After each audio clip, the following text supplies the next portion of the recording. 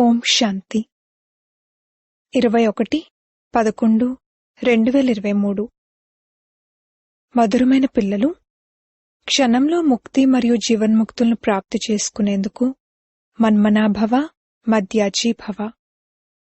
తండ్రిని యథార్థంగా గుర్తించి స్మృతి చేయండి మరియు అందరికీ తండ్రి పరిచయాన్ని ఇవ్వండి. ప్రశ్న: ఏ నశ ఆధారంగా మీరు తండ్రిని ప్రత్యక్షం చేయగలుగుతారు? జవాబు: మేమిప్పుడు భగవంతుని పిల్లలుగా అయ్యాము, వారు మమ్మల్ని చదివిస్తున్నారు అన్న నశ ఉండాలి. మనమే మనుష్యమాతృలందరికీ సత్య మార్గాన్ని తెలియజేయాలి. ఇప్పుడు మనం సంగమయుగంలో ఉన్నాము. మనం మన రాయల్ నడవడికతో తండ్రి పేరును ప్రఖ్యాతం చేయాలి. తండ్రి మరియు శ్రీకృష్ణుని మహిమను అందరికీ వినిపించాలి. పాట: రాబోయే రేపటికి నీవే భాగ్యానివి. ఓం శాంతి. ఈ పాటను స్వాతంత్ర సమరయోధుల కోసం పాడారు. ఇకపోతే ప్రపంచం యొక్క భాగ్యమని దేన్నంటారో భారతవాసులకు తెలియదు. ఇది మొత్తం ప్రపంచానికి సంబంధించిన ప్రశ్న. మొత్తం ప్రపంచమంతటి భాగ్యాన్ని మార్చి నరకం నుండి స్వర్గంగా తయారుచేసేవారు మనుషులు కాలేరు. ఈ మహిమ మనుషులెవరిదీ కాదు. ఒకవేళ శ్రీకృష్ణుని గురించి ఇలా మహిమ చేసినట్లయితే మరి అతన్ని ఎవరూ నిందించలేకపోవాలి.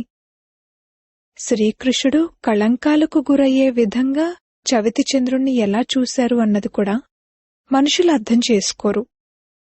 కళంకాలు వాస్తవానికి శ్రీకృష్ణునిపైన మోపబడవు, అలాగే గీతా భగవంతునిపైన మోపబడవు.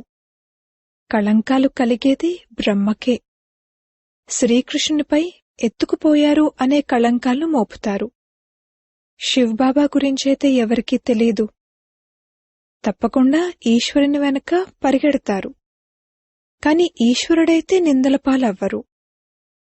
ఈశ్వరుణ్ణి గాని లేక శ్రీకృష్ణుని గాని నిందించలేరు. ఇరువురి మహిమ మహోన్నతమైనది. శ్రీకృష్ణుని మహిమ కూడా నంబర్ 1 అయినది. లక్ష్మీనారాయణలకు అంతటి మహిమ లేదు, ఎందుకంటే వారు వివాహితులు. శ్రీకృష్ణుడైతే కుమార్, అందుకే వారి మహిమ ఎక్కువ ఉంది. లక్ష్మీనారాయణల మహిమను కూడా 16 కళల సంపూర్ణులు, సంపూర్ణ నిర్వికారులు అని గానం చేస్తారు. శ్రీకృష్ణుణ్ణేమో ద్వాపరంలో చూపించారు. ఈ మహిమ పరంపరగా కొనసాగుతూ వచ్చిందని భావిస్తారు. ఈ విషయాలన్నింటి గురించి కూడా పిల్లలను మీకే తెలుసు. ఇది ఈశ్వరీయ జ్ఞానము. ఈశ్వరుడే రామరాజ్యాన్ని స్థాపన చేశారు. రామరాజ్యం గురించి మనుషులు అర్థం చేసుకోరు. తండ్రే వచ్చి వీటన్నింటి గురించిన జ్ఞానాన్ని ఇస్తారు. మొత్తం ఆధారమంతా గీతపైనే ఉంది. గీతలోనే తప్పుగా రాసేశారు. కౌరవులు మరియు పాండవుల యొక్క యుద్ధమే జరగనప్పుడు ఇక అర్జునుడి విషయమే ఉండదు. ఇక్కడ తండ్రి కూర్చుని పాఠశాలలో చదివిస్తారు.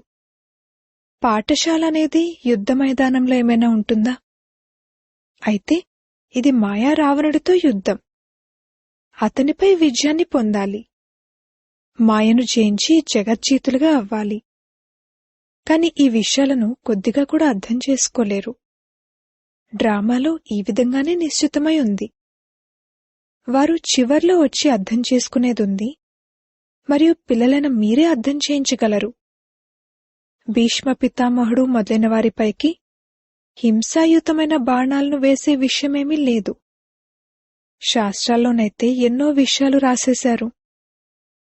మాతలు వారి వద్దకు వెళ్లి సమయాన్ని తీసుకోవాలి. మేం మీతో ఈ విషయం గురించి మాట్లాడాలనుకుంటున్నాము అని చెప్పండి. ఈ గీతనైతే భగవంతుడు వినిపించారు. ఇది భగవంతుని మహిమ.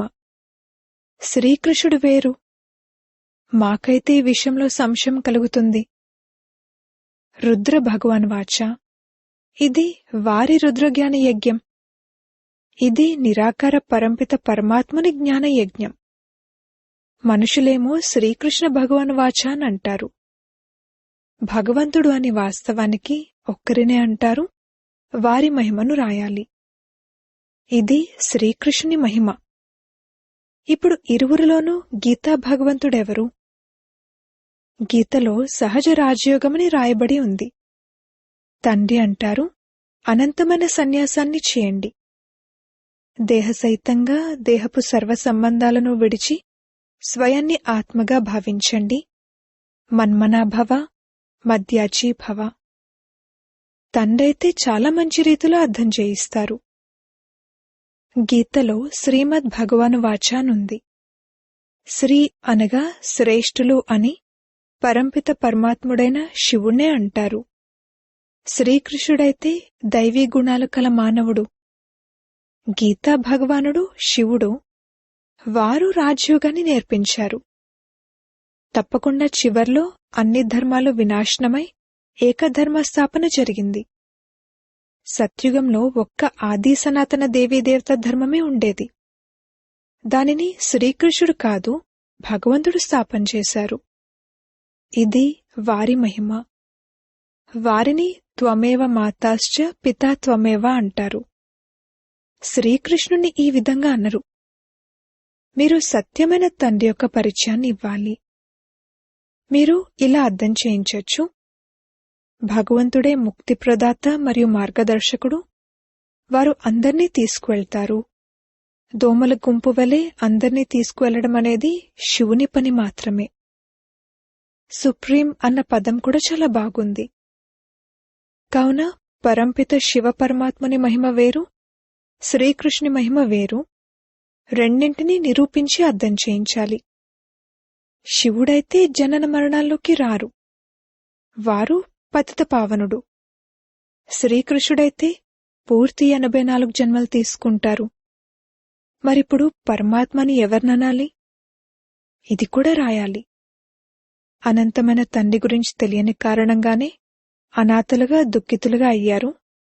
సత్యుగంలో సనాతలుగా అయినప్పుడు తప్పకుండా సుఖవంతులుగా ఉంటారు. ఈ విధంగా స్పష్టమైన పదాలుండాలి.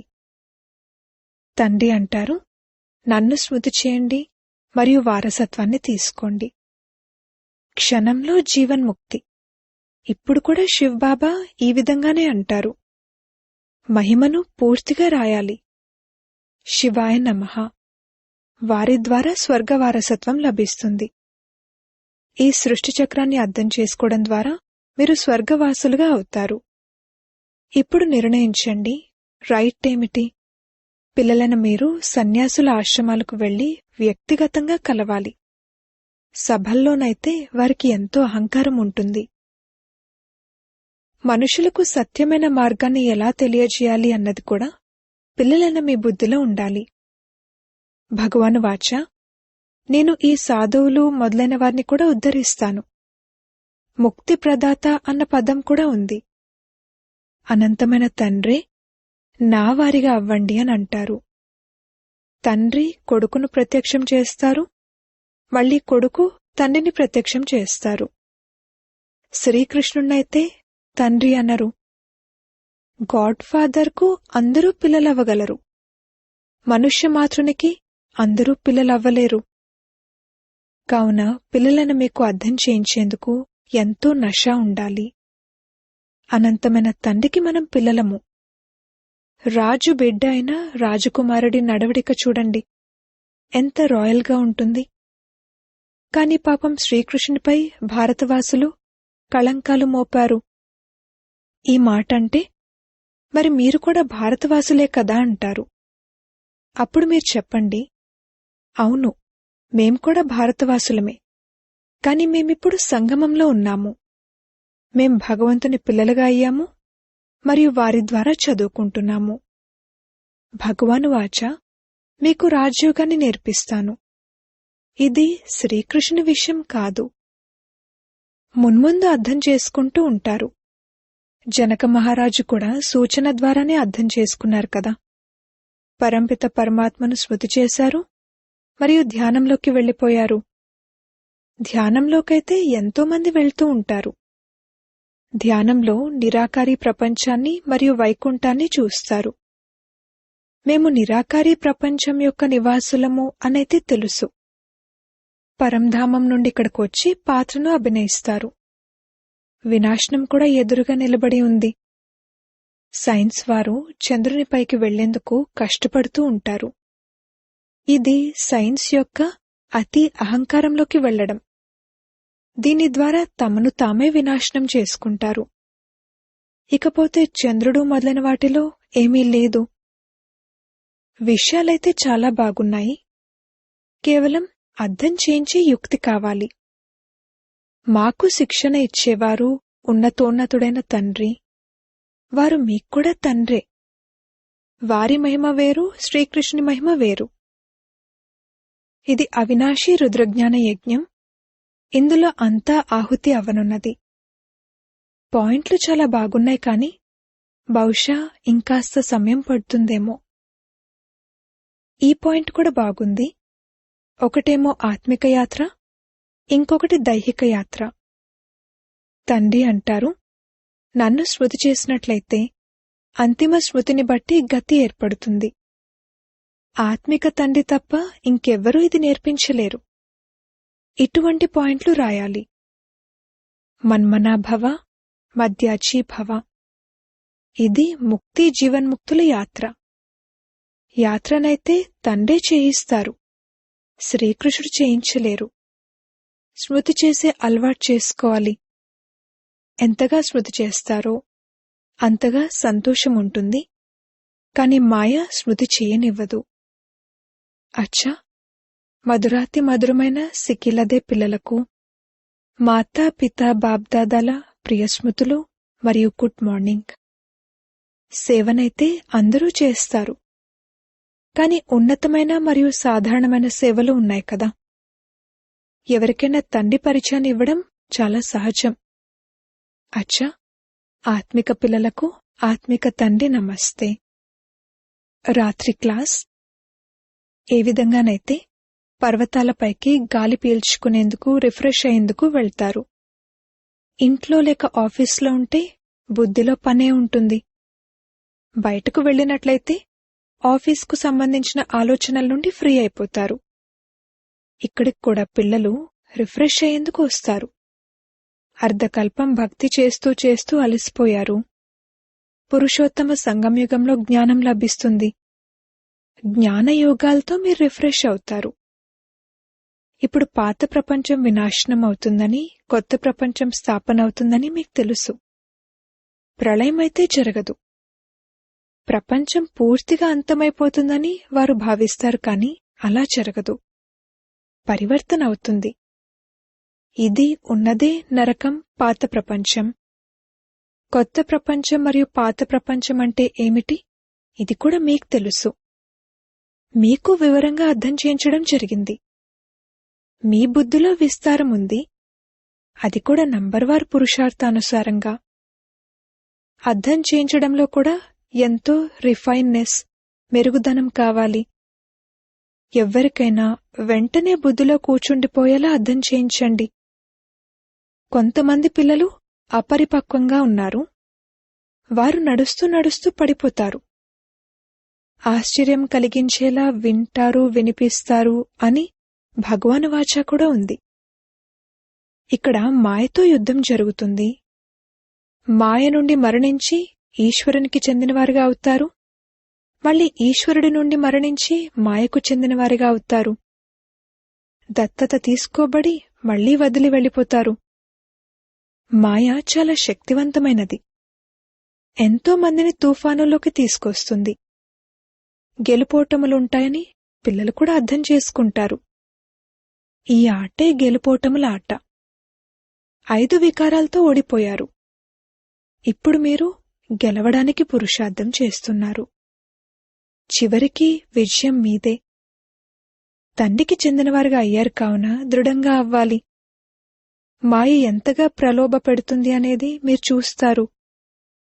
కొన్నిసార్లు ధ్యానం, సాక్షాత్కారాల్లోకి వెళ్లడం ద్వారా కూడా ఆట అంతమైపోతుంది. ఇప్పుడు 84 జన్మల చక్రాన్ని చుట్టి వచ్చి పూర్తి చేశామని పిల్లలైన మీ బుద్ధిలో ఉంది. దేవత, క్షత్రియ, వైశ్య, శూద్రులుగా అయ్యారు.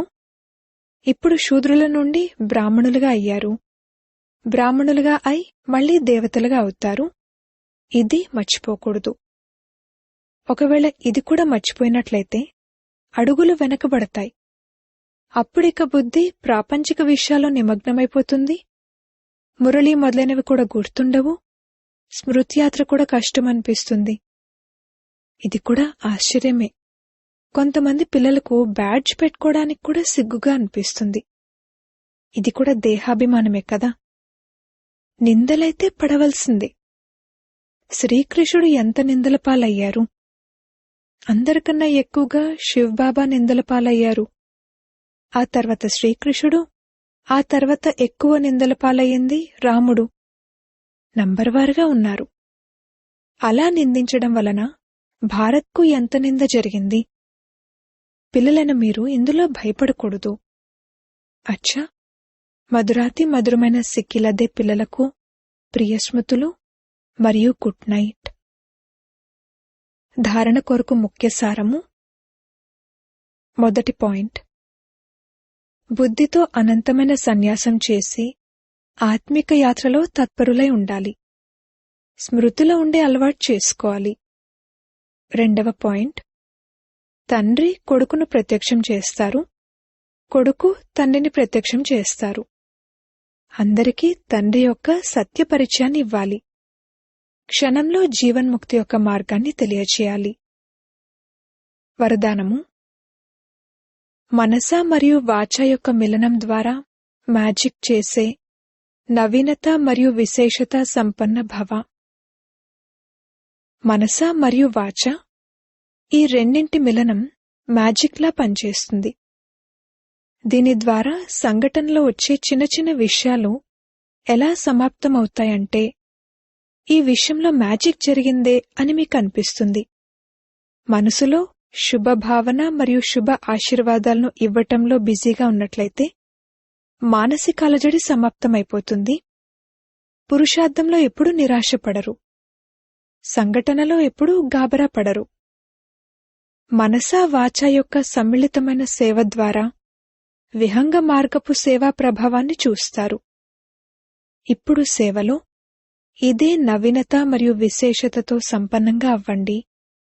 అప్పుడు 9 లక్షల మంది ప్రజలు సహజంగానే తయారైపోతారు. స్లోగన్. ఎప్పుడైతే పూర్తిగా నిర్వికారులుగా అవుతారో అప్పుడే బుద్ధి యథార్థ నిర్ణయాన్ని ఇస్తుంది.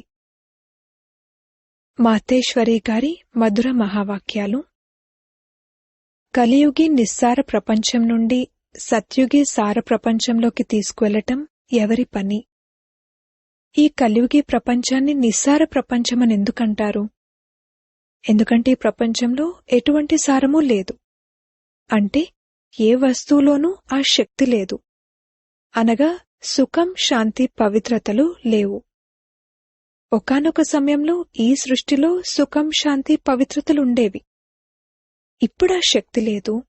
ఎందుకంటే ఈ సృష్టిలో 5 భూతాలు ప్రవేశించాయి. అందుకే ఈ సృష్టిని భయసాగరం లేక కర్మబంధన సాగరం అని అంటారు. అందుకే మనుషులు దుఃఖితులై పరమాత్మను పిలుస్తున్నారు, ఓ పరమాత్మ, మమ్మల్ని ఈ భవసాగరం నుండి దాటించండి అని. కనుక తప్పకుండా ఒక అభయ ప్రపంచం అనగా నిర్భయతతో కూడిన ప్రపంచం ఉండేదని, అందులోకి వెళ్లాలని కోరుకుంటున్నారని దీని ద్వారా నిరూపణ అవుతుంది. అందుకే ఈ ప్రపంచాన్ని పాపసాగరం అంటారు. దీనిని దాటి పుణ్యాత్మల కల ప్రపంచంలోకి వెళ్లాలని కోరుకుంటారు. కనుక ప్రపంచాలు 2. ఒకటేమో సత్యుగి సార ప్రపంచం, రెండవది కలియుగి నిస్సార ప్రపంచం. 2 ప్రపంచాలు ఈ సృష్టిపైనే ఉంటాయి. అచ్చా, ఓం శాంతి.